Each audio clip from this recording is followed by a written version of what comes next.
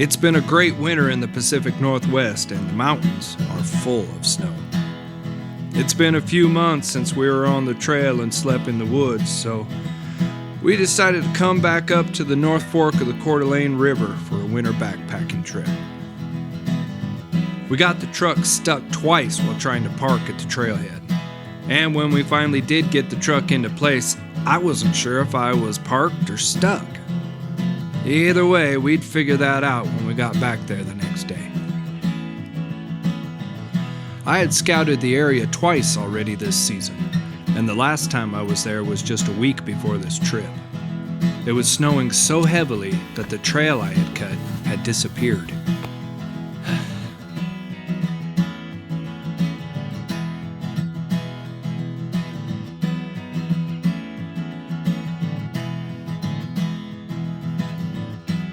It was slow going with heavy packs and deep snow.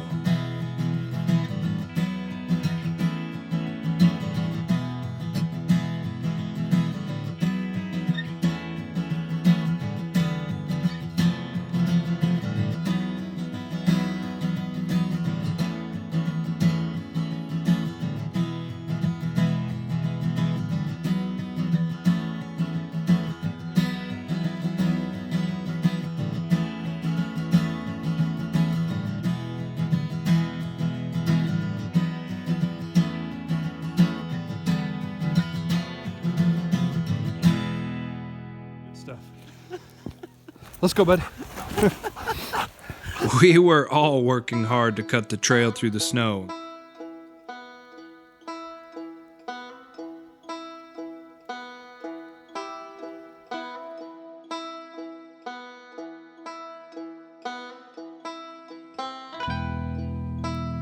As we made our way up the mountain, the snow started to get really wet and heavy the closer we got to camp.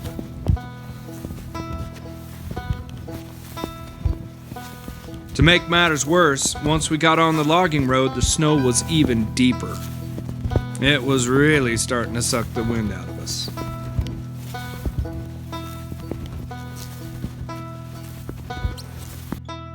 We kept moving on though, and finally we made it to camp. Once we arrived, there was no time to sit and relax though.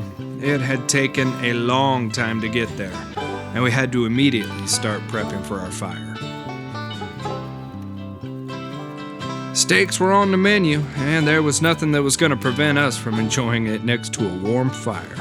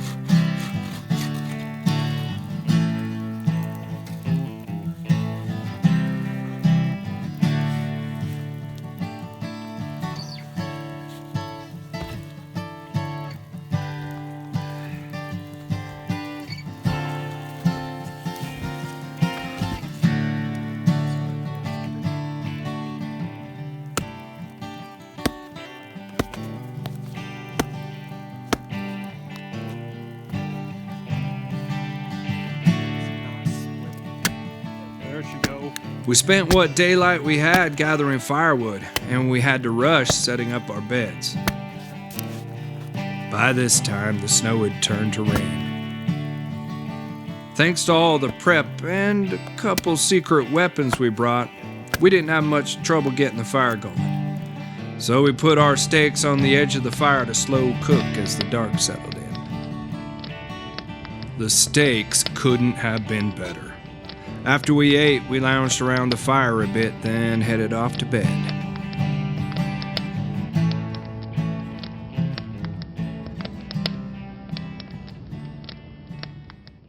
It rained on us all night long, and we had some trouble with our gear getting wet.